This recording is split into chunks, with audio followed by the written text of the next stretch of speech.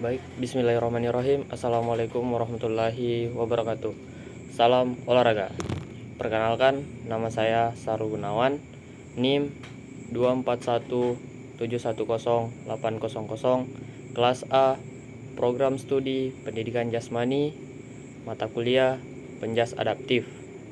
Dosen pengampu Ibu Rosti, SPD, MPD. Baik, tujuan saya membuat video media pembelajaran ini untuk memenuhi tugas UTS penjas adaptif. Adapun materi yang saya bahas mengenai memahami perbedaan anak dengan gangguan sensorik. Adapun materi yang pertama yaitu sebelum melangkah ke materi yang pertama, saya jelaskan dulu apa sih itu penjas adaptif. Pendidikan jasmani adaptif adalah modifikasi dari program pendidikan jasmani umum agar sesuai dengan kemampuan, kebutuhan, dan potensi setiap individu yang memiliki hambatan. Tujuannya agar semua siswa termasuk yang memiliki disabilitas mendapatkan kesempatan yang sama untuk bergerak, belajar, dan berkembang melalui aktivitas fisik. Adapun materi yang pertama, pengertian gangguan sensorik. Nah, gangguan sensorik atau sensory processing disorder atau SPD adalah kondisi di mana otak tidak mampu memproses informasi sensorik dengan tepat. Anak bisa menjadi terlalu sensitif atau hipersensitif atau kurang sensitif, hiposensitif. Nah, otak seharusnya mengatur input sensorik seperti suara, cahaya, gerakan, tekstur agar tubuh bisa berinteraksi dengan tepat. Namun, pada anak dengan gangguan sensorik, sistem tersebut tidak bekerja dengan baik. Adapun materi yang kedua yaitu jenis-jenis gangguan sensorik. Poin yang pertama yaitu gangguan penglihatan atau visual impairment. Anak sulit membaca tulisan kecil, mengenali bentuk, atau membedakan warna. Sering menabrak benda di sekitarnya, membutuhkan alat bantu seperti kaca pembesar, pencahayaan khusus, atau font besar. Adapun poin yang kedua, gangguan pendengaran atau hearing impairment. Tidak merespon panggilan, kesulitan memahami instruksi verbal, membaca bibir atau menggunakan bahasa isyarat. Poin yang ketiga yaitu gangguan perabaan atau tactile disorder. Tidak suka disentuh, tidak nyaman memakai pakaian tertentu. Sebaliknya, ada juga anak yang terus menyentuh benda untuk mencari sensasi. Poin yang keempat, gangguan keseimbangan, vestibular disorder. Mudah jatuh, takut ketinggian, sulit duduk diam. Terlihat tidak seimbang saat berjalan atau melompat. Nah, baik. Poin yang kelima, gangguan proprioseptif atau kesadaran posisi tubuh.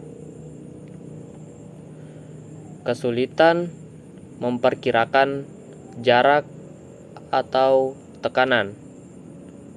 Terlalu keras menulis atau tidak bisa mengontrol kekuatan saat bermain. Ya, oke, baik. Selanjutnya materi yang ketiga yaitu hubungan dengan gangguan perkembangan lain. Nah, gangguan sensorik sering beriring dengan gangguan perkembangan lain seperti yaitu autisme atau ASD, Autism Spectrum Disorder. Nah, banyak anak autis mengalami hipersensitivitas terhadap suara, sentuhan, atau cahaya. Contohnya, anak menutup telinga saat mendengarkan suara blender atau menangis ketika disentuh. Nah, yang kedua, ADHD, Attention Deficit Hyperactivity Disorder. Nah, gangguan pemrosesan sensorik dapat membuat anak ADHD sulit fokus karena otaknya kebanjiran. Nah, rangsangan sensorik. Yang ketiga, disleksia atau gangguan belajar spesifik. Nah, masalah dalam memproses rangsangan visual atau auditori juga mempengaruhi kemampuan membaca dan menulis. Artinya apa? Memahami sensorik membantu kita lebih peka terhadap akar kesulitan belajar anak. Oke, baik. Adapun materi yang keempat yaitu ciri-ciri anak dengan gangguan sensorik. Nah, yang pertama itu hipersensitif atau terlalu peka, menolak disentuh, takut suara keras, menghindari keramaian, mudah cemas, cepat marah, dan sulit beradaptasi. Nah, yang kedua yaitu hiposensitif atau kurang peka, sering menabrak benda, tidak sadar kalau terluka, suka aktivitas ekstrim seperti melompat, berputar, atau menabrak tembok. Terlebih tidak fokus karena mencari sensasi sensorik tambahan. Nah, selanjutnya yaitu kesulitan sosial dan emosional. Reaksi yang tidak biasa membuat teman menjauh, bisa menarik diri atau marah tanpa sebab jelas, merasa berbeda, dan kehilangan kepercayaan diri. Baik, adapun materi yang kelima yaitu dampak gangguan sensorik dalam kehidupan anak. Nah, aspek dampak yang muncul: akademik, sulit fokus di kelas, lambat memahami instruksi fisik, gangguan motorik halus dan kasar. Nah, sosial, kesulitan berinteraksi, mudah disalahpahami, emosi, mudah stres, takut terhadap situasi baru. Nah, bisa kita berikan contoh kasusnya seperti seorang anak SD menolak menggambar karena tidak tahan memegang krayon yang lengket. Guru mengira ia malas, padahal itu reaksi dari sensorik. Nah, setelah diganti krayon dengan pensil kayu, anak mulai mau menulis. Pelajaran yang bisa diambil yaitu adaptasi kecil bisa membawa perubahan besar. Materi yang keenam yaitu strategi guru di sekolah. Nah, ini strategi guru yang bisa dicontoh di sekolah. Yang pertama yaitu penyesuaian lingkungan belajar. Gunakan pencahayaan lembut dan hindari suara keras. Sediakan sudut tenang atau quiet corner bagi anak yang butuh menenangkan diri. Nah, gunakan warna ruangan yang netral dan tidak terlalu ramai. Baik, yang kedua yaitu strategi pembelajaran multisensori. Baik, gunakan berbagai indera dalam pembelajaran seperti visual yaitu gambar, video, warna kontras. Nah, auditory yaitu lagu, ritme, bunyi lembut. Kinestetik yaitu kegiatan gerak, menempel, mencocokkan bentuk. Taktil yaitu media nyata seperti pasir, kain, dan biji-bijian. Nah, yang ketiga yaitu aktivitas sensorik di kelas. Yang pertama, sensory play table, meja pasir, air, atau slime. Motorik kasar seperti melompat, menitis garis, berjalan di karpet, bertekstur. Motorik halus yaitu menempel, menggunting, menggambar dengan bahan berbeda. Yang keempat, relaksasi sensori yaitu mendengarkan musik lembut atau latihan pernapasan. Yang keempat yaitu kolaborasi dengan terapis. Guru dapat bekerja sama dengan occupational therapist untuk menyesuaikan strategi sensorik anak di kelas. Misalnya yaitu anak diberikan weighted vest atau alat bantu duduk khusus. Materi yang ketujuh yaitu peran orang tua di rumah. Nah, observasi perilaku anak dengan sabar dan tanpa menghakimi. Oke. Beri stimulasi bertahap, mengenalkan tekstur, aroma, suara baru sedikit demi sedikit. Nah, buat rutinitas harian, membantu anak merasa aman. komunikasi dengan sekolah agar pendekatan di rumah dengan sekolah konsisten. Apresiasi usaha kecil, bukan hasil akhirnya, tapi prosesnya.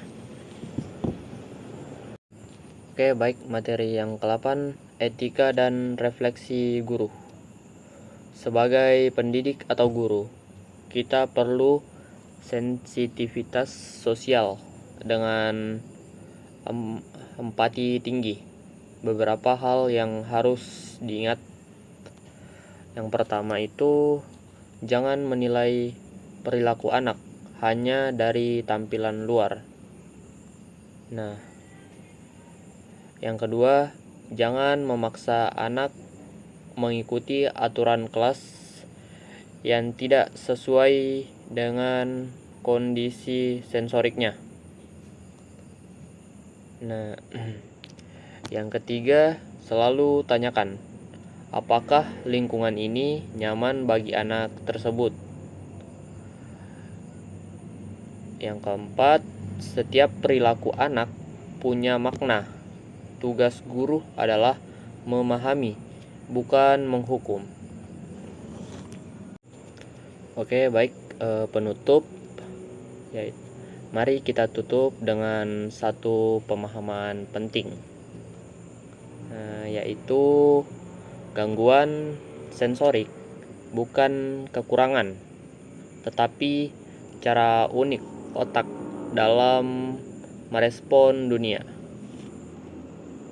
Baik, dengan pemahaman, kesabaran, dan kolaborasi, anak dengan gangguan sensorik dapat berkembang setara dengan teman-temannya, bahkan seringkali lebih kreatif, peka, dan penuh imajinasi.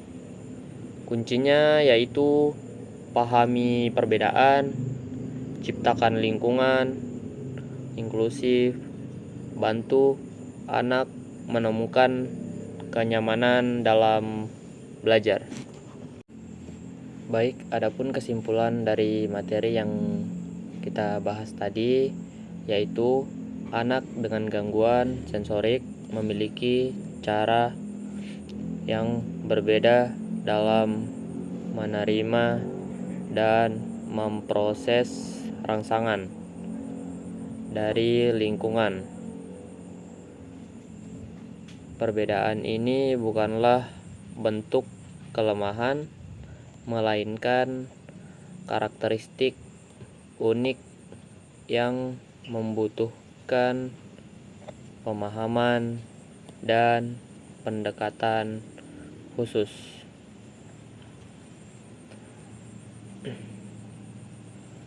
Gangguan sensorik dapat mempengaruhi aspek belajar, perilaku, sosial, dan emosional anak.